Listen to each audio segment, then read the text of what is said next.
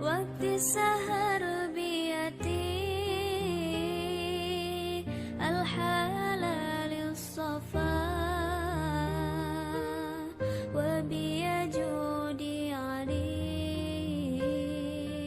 بالفضل الأهل الوفا وقت السهر بيتي الحلال الصفا وبيجودي علي بالفضل الأهل الوفا. Polres Ngawi menetapkan S penjual makanan di sekitar jembatan Sungai Ketonggo, Desa Kliti, Kecamatan Geneng, Kabupaten Ngawi sebagai pelaku pembunuhan. Hal ini setelah polisi melakukan pemeriksaan terhadap sejumlah saksi dan pendalaman terhadap kasus penemuan mayat di bawah jembatan beberapa waktu lalu. Nah, terkait video tadi, informasi apa yang dapat kalian temukan? Ya bagus, yaitu tentang kriminal pembunuhan. Lantas, bagaimana ketentuan jinayat pembunuhan dalam hukum Islam? Assalamualaikum warahmatullahi wabarakatuh. Bagaimana kabarnya hari ini?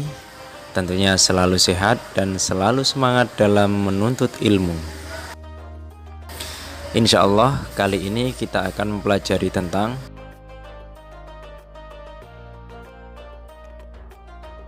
Sebelumnya kita ketahui dahulu apa itu jinayat. Nah, jinayat itu adalah tindakan kriminal. Kalau jinayat pembunuhan berarti tindakan kriminal tentang pembunuhan. Kita lanjut sekarang pengertian pembunuhan.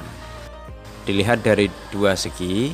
Pertama, secara bahasa, pembunuhan atau dalam bahasa Arab disebut al-qatlu, artinya menghilangkan nyawa seseorang. Sedangkan secara istilah, yaitu menghilangkan nyawa seseorang, baik disengaja maupun tidak, dan dengan alat mematikan ataupun tidak. Perbuatan membunuh itu dosa besar, karena membunuh merupakan pelanggaran terhadap hak asasi manusia. Oleh karena itu, Allah dan Rasul-Nya mengancam dengan siksa neraka jahanam. Na'udzubillah min dzalik. Hal itu berdasarkan pertama firman Allah Subhanahu wa taala dalam Al-Qur'an surah An-Nisa ayat 93. Bismillahirrahmanirrahim. Wa may yaqtul mu'mina muta'ammidan fajazaohu jahannam khalidan fiha wa ghadiballahu alaihi wa la'anahu wa a'adda lahu 'adzaban 'azima. Berikutnya yaitu berdasarkan sabda Rasulullah sallallahu alaihi wasallam yang mana diriwayatkan oleh Imam Bukhari dan Imam Muslim.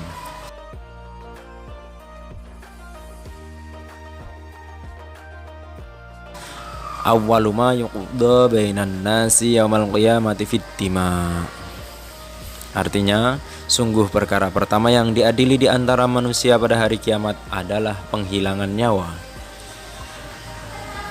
Pertama, pembunuhan disengaja atau al-qatlul amdi, yaitu pembunuhan yang telah direncanakan dengan menggunakan alat yang mematikan atau tanpa menggunakan alat. Contohnya, yang menggunakan alat membunuh dengan senjata api. Tanpa menggunakan alat, membunuh dengan cara menenggelamkan si korban ke dalam air. Atau ada di antara kalian yang mau memberikan contoh? Silahkan.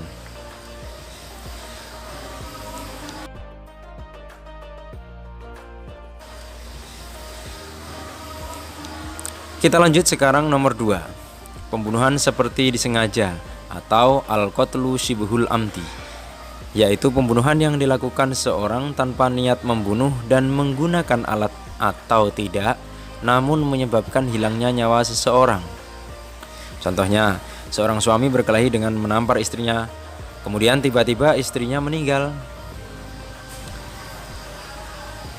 Ketiga, pembunuhan tidak disengaja atau tersalah, atau disebut juga dengan al-qatlul khata'. Pembunuhan yang ini yaitu melakukan pembunuhan yang sama sekali tidak disengaja membunuh karena ada faktor kelalaian atau kesalahan. Contohnya, si A melempar mangga di atas pohon, tetapi batunya mengenai kepala orang dan mengakibatkan kematian. Gimana? Bisa membedakan? Oke, kalau bisa kita lanjut. Yang pertama, pembunuhan yang disengaja.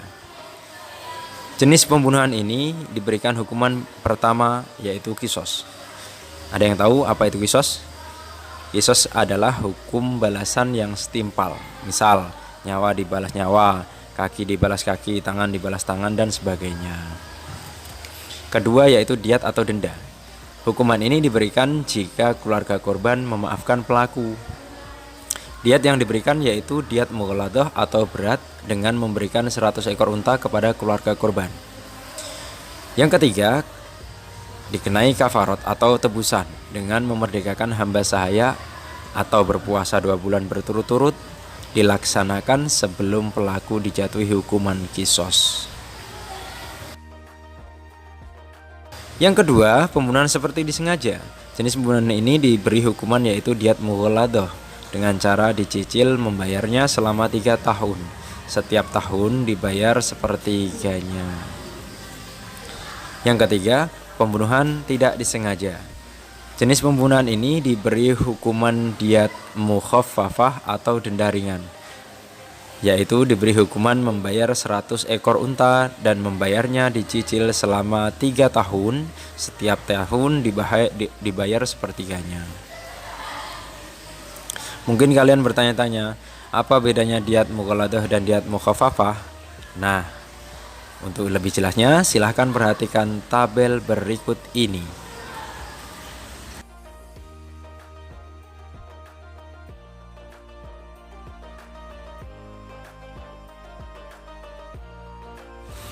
Nah, untuk perbedaan antara diat mughaladah dan diat mukhaffafah, yaitu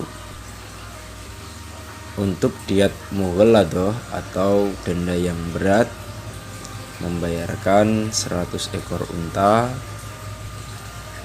masing-masing 30 ekor unta hikoh, yaitu unta betina yang berumur 3-4 tahun. Kemudian 30 ekor unta jad'ah, yaitu unta betina yang berumur 4-5 tahun.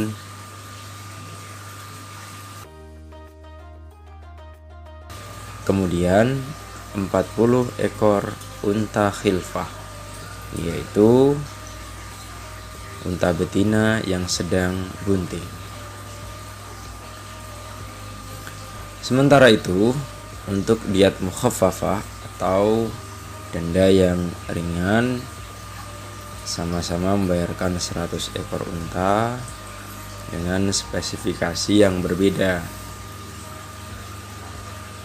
100 ekor unta tersebut yaitu 20 ekor unta hikoh, yaitu unta betina berumur 3-4 tahun. Kemudian 20 ekor unta jad'ah, yaitu unta betina berumur 4-5 tahun. Kemudian 20 ekor unta bintalabun, yaitu unta betina umur lebih dari 2 tahun. 20 ekor unta ibnu labun, yaitu unta jantan yang berumur lebih dari 2 tahun. Terakhir 20 ekor unta binta makhot, yaitu unta betina yang berumur lebih dari 1 tahun.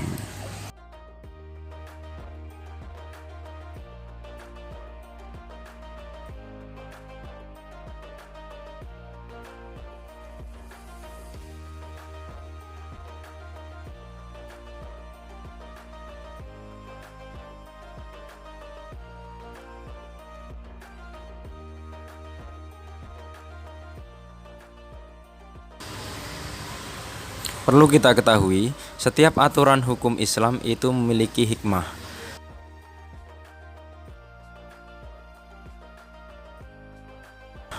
Termasuk hikmah larangan membunuh. Hikmah larangan membunuh diantaranya: pertama, manusia tidak semena-mena terhadap harga diri manusia. Kedua, menerapkan rasa kasih sayang terhadap sesama manusia. Ketiga, akan lebih dihargai hak hidup manusia. Keempat, tentunya menimbulkan efek jera bagi si pelaku pembunuhan. Kelima, menimbulkan ketentraman dan kedamaian dalam kehidupan. Keenam, menjaga dan menyelamatkan jiwa manusia. Bagaimana, bisa dipahami? Nah, bila kurang paham, silahkan tanya.